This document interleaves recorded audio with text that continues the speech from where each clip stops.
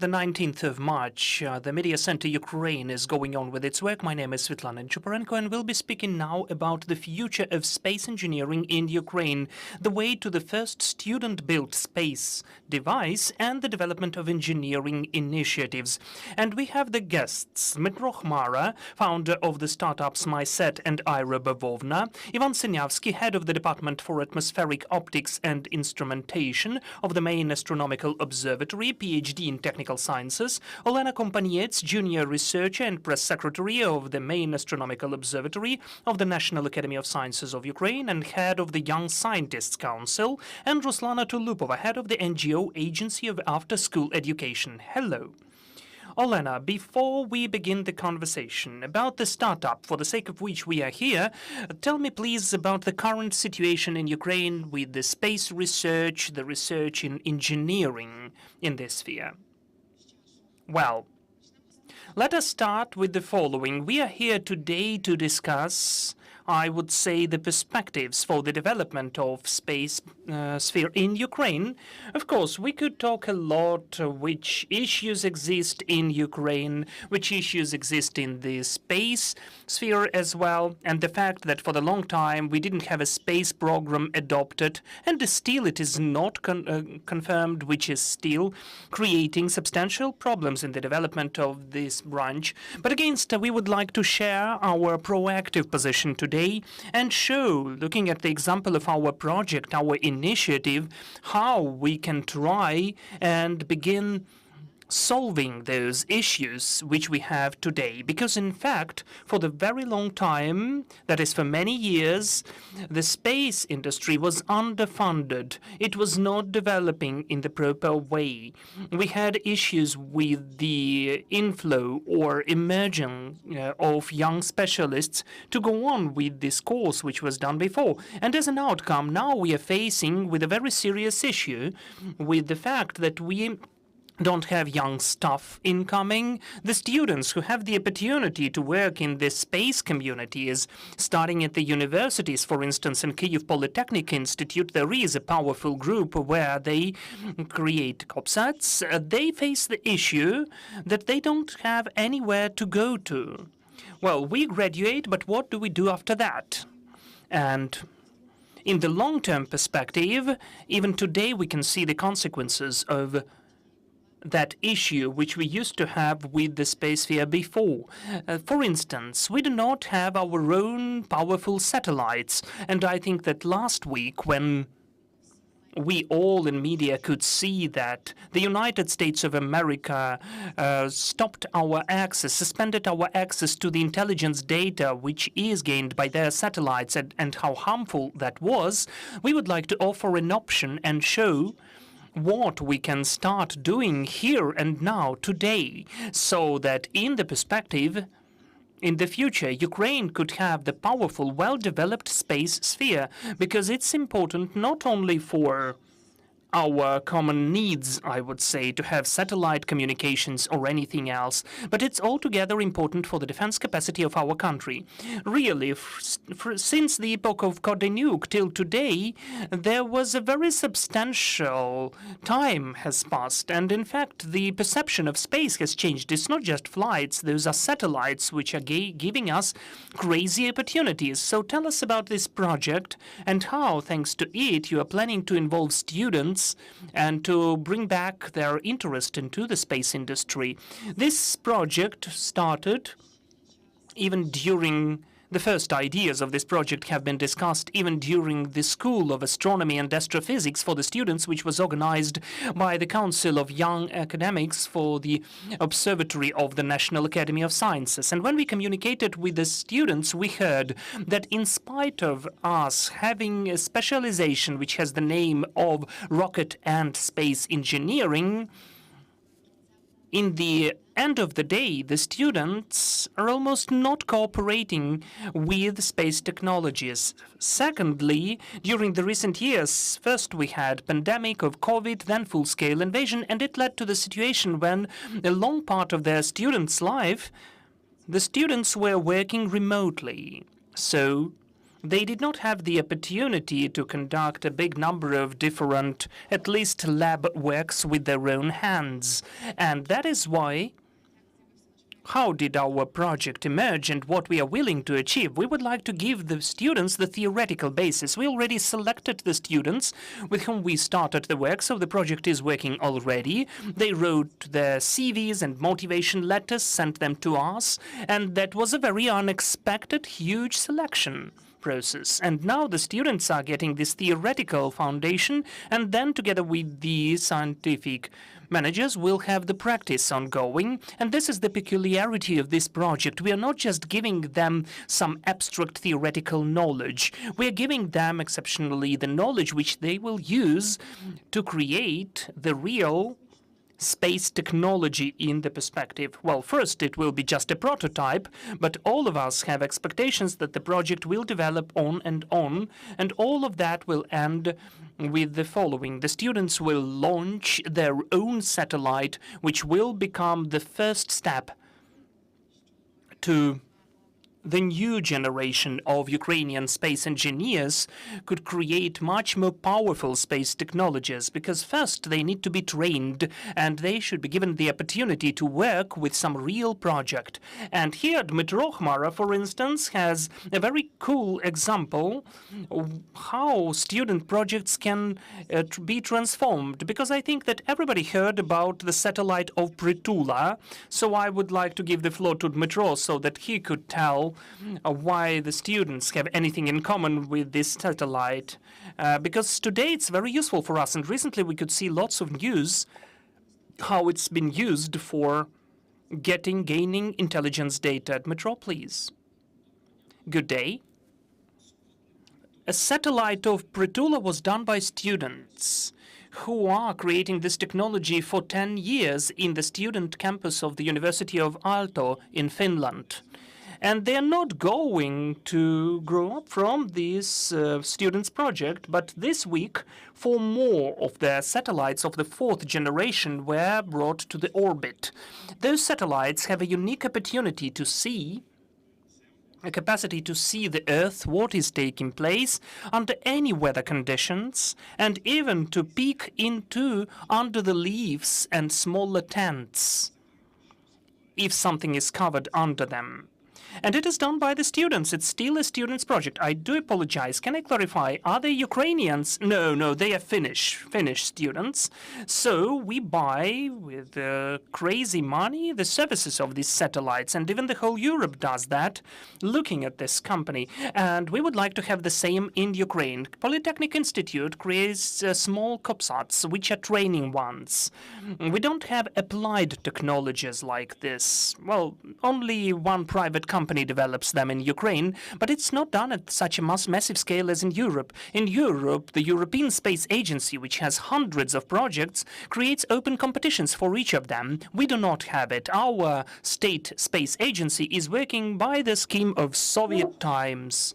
Nothing is known what is taking place there. We don't even know whether they have the head there. The majority of people don't know that the space agency exists in Ukraine. In Europe, the situation is totally different, and the only chance for Ukraine to make... we've created more than 200 satellites, so to recover this space engineering, those are private initiatives. I would like to say that space is $500 million annually, and satellites among them are $300 billion. It's a huge market, and we are not presented there at all. It's security, it's the opportunity for the academics, and also the money. And the private companies should be interested in that. Thank you, Dmytro, for the clarification. Olena, let me come back to you. Could you please tell more about this project? Does it have a name? What are the first steps, which you said that you already collected the team which started to work within the project? What were the first steps? What was the first objective these students have to achieve?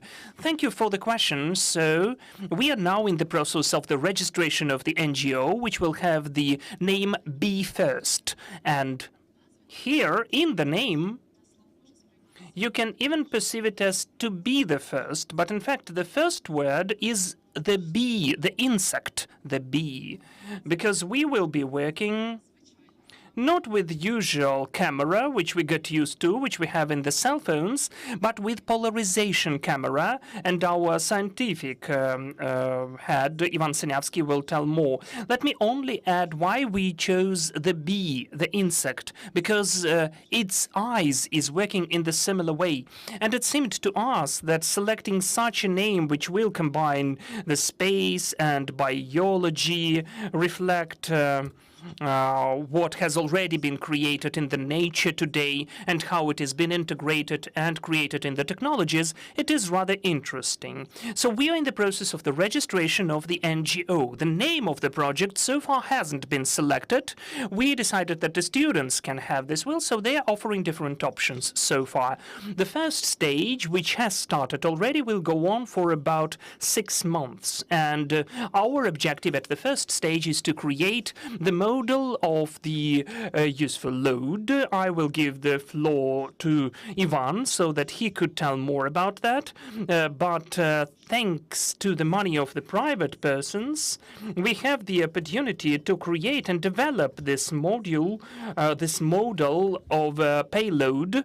So it's not the state commission, and we did not search for any state grants for that. And the second and the third stages is the more of a long-term perspective, which will have to find money separately as a space startup, because the second and the third stages will foresee directly the cooperation with other groups and institutions. And so, to expand the team, we'll create directly this satellite which will install a payload into, and then we'll launch it into space. But it's a long-term perspective, and again, today we are here so that we could emphasize and tell the society that the space is timely, here and now. Because if we just started the active work 10 years ago, when we started the work on the development of the space sphere or industry, today we would be much more powerful, at least in our defense, because we would have much more of technologies. And it's not only about the defense, but in particular it's about the civil sector, for instance, about the satellite communications. So there are lots of aspects which we lost or skipped in the past, as we did not consider it to be on time. So if we'd like, until the best of us are protecting us at the front line, we'd like to create the better society here. And we should advocate and create opportunities and create new opportunities so that in Ukraine we'd have the powerful future. Then we need to develop the space here and now. And now let me give the floor so that he could tell about the first stage, which we are now which stage we are now at. Yes, Ivan, let us understand what payload is. Good day. Well, as for the payload, in our observatory, there is a rather powerful team which dealt with the definition of polarization of different space objects. It is very powerful for about 50+ years. And also, Olena told you about the space program we used to have in the observatory, the founded project for the development we used to develop. And we go on developing the payload for the research of the aerosols in the atmosphere, thanks to the polarization cameras, polarization scanning perimeters. So the main difference from the usual devices is that the degree of polarization, the property of the polarization radiation which can be registered there, is much higher than it could be given by usual standard popular devices. So could you please tell more about practice, because we don't know what polarization is even. So why is it useful? So that's my level. Let us just speak about the well, if we have the frog under the water, if we shoot it with the usual camera, if we film it, and we provide the polarizer in front of the camera and provide the proper angle, we will see this frog. This is the main idea of our developments. So we have lots of academic publications, we've got lots of applied developments, what we do. So all of that is working. And in fact, now we have the idea from more academic sphere to shift it into more applied one. Okay, Olena, please. Can I add, please, because I felt that as for polarization, there may be a bit of incomprehensible. No, we understood everything about the frog. Okay, that is perfect. So more details as for the technical properties of the project and what exactly will be done by the students. So far, we cannot make it public until we patent our device product. However, in a nutshell, yes, we will be working with the optic payload.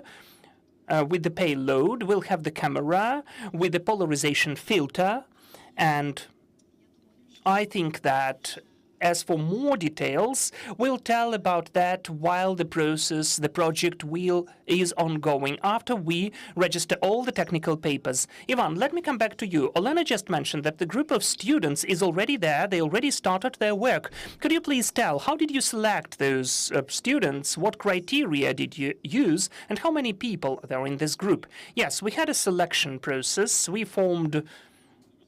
understood that the students, in fact, have already a certain level, but not the level which we'd like to have, which we needed. So we created some basic necessary requirements for the students, that is physics, math, maybe something of coding, maybe something of welding. So that was a kind of soldering. Those were requirements to our students. Then we had motivation letters from the students, why they'd like to get into our project.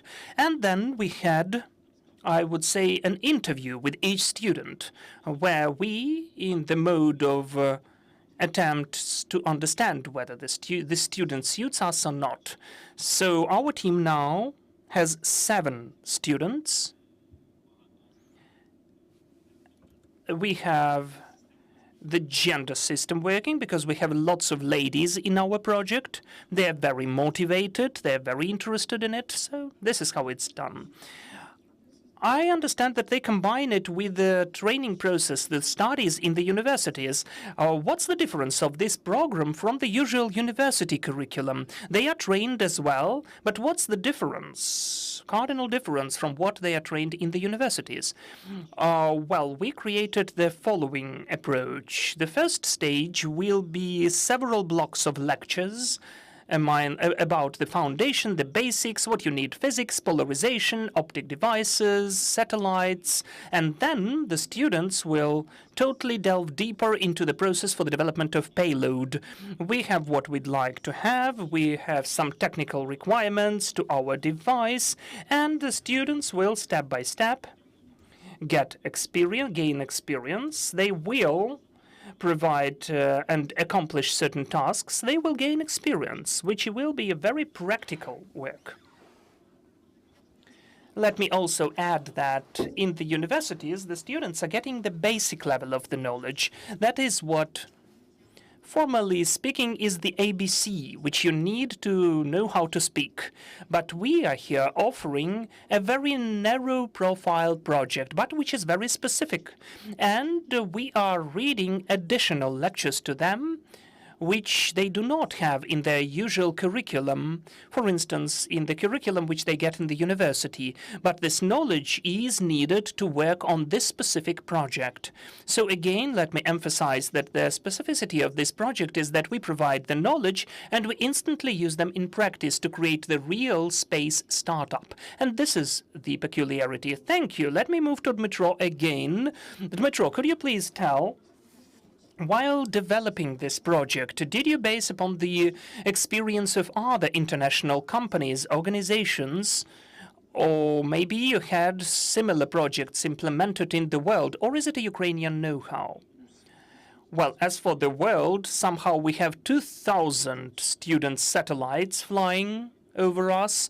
This issue was done by Stanford more than 20 years ago, and we've created a kind of a set of recommendations for the satellites like UPSATs. Those are cubes, 10 by 10 centimeters, and then you can upscale it, adding cubes, more cubes. So the satellites of Polytechnic Institute were in the format of 1 cubes, 2 cubes, 1U, 2U, and this standard is actively used in the world. We will be doing that according to this standard as well. The students in the higher educational institutions gain knowledge. They know how they use the formulas to calculate the energy of one satellite while changing the orbits. But they don't have practical knowledge. They don't know how it should be soldered so that they could have at the orbit with extreme conditions during 90 minutes when they are being warmed and then right off. They don't have it on the Earth, so they don't know which wires to use, which chips should be used, which materials, aluminum maybe. So this knowledge, even if it's given in the university, it is done not that much. But we are planning to use modern international practices, the experience of other universities, and I hope that there are high chances that this team in the future will create not just this specific project, but will become the foundation for other projects as well in Ukraine. Besides this spectrometer to be developed by Ukrainian students, how else can it be unique? You said that it will be developed by the international standards, but maybe it will be different from the developments which we have already now. That's the question to Ivan. Okay. I've already started to speak about that. We'll be using the properties of the radiation which haven't been used in the usual way by the usual cameras. This is our know-how. We'll process the images, but that's it. I can't add anything about that. Okay, got it. Thank you. Ruslana, we cannot do that without the civil society, and that's wonderful. That's very nice that the NGOs are joining totally different spheres of our life, including your one. According to your opinion, why is this project important, and why the restoration of interest for the space and space engineering developments is important for our society and science? The space sphere industry is critically important for Ukraine because of several reasons. First of all, it has huge potential for economy.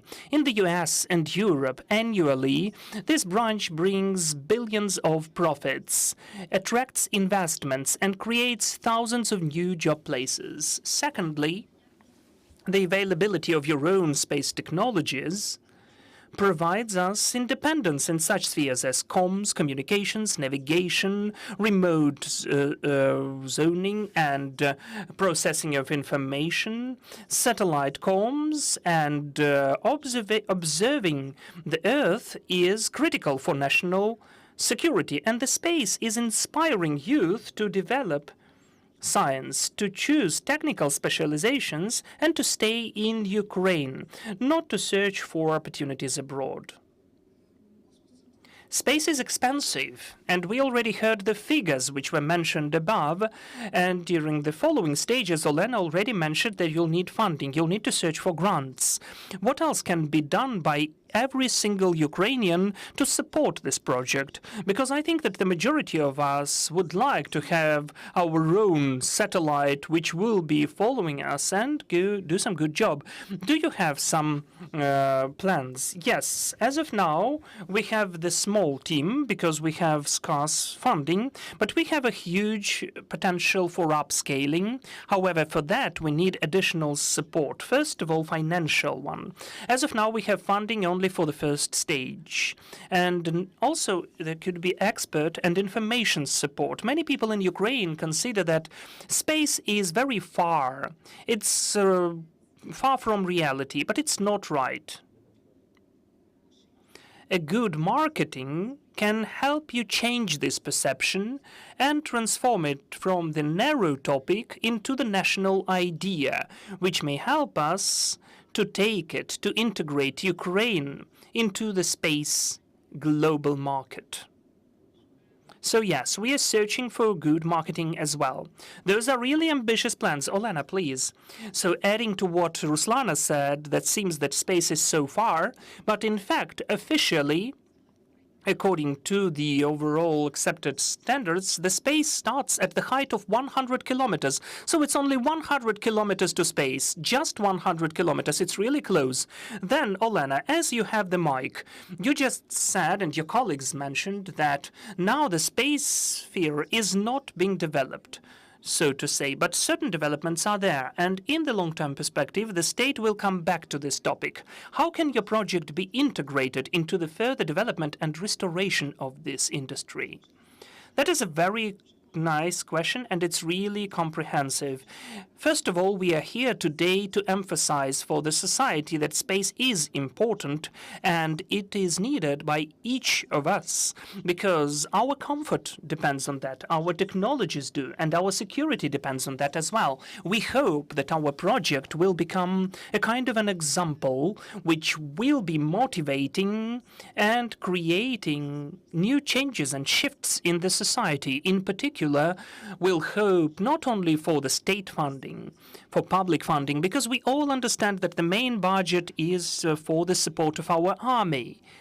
We would like also to show an example that space technologies can be developed with the help of the private support, because when we rather frequently can hear the idea, oh, there in the United States or in Europe, they have so nicely developed science and technologies, but we don't shift the focus of the attention that both in the US and in Europe and altogether in the countries with the well-developed technologies, first of all, they allocate several percentage of the GDP to fund academia and science. That is 2 or 3%. There is statistical research which shows that it should be at least 1.7% of GDP. In Ukraine, this figure, if I'm not mistaken, is 0.17 of GDP.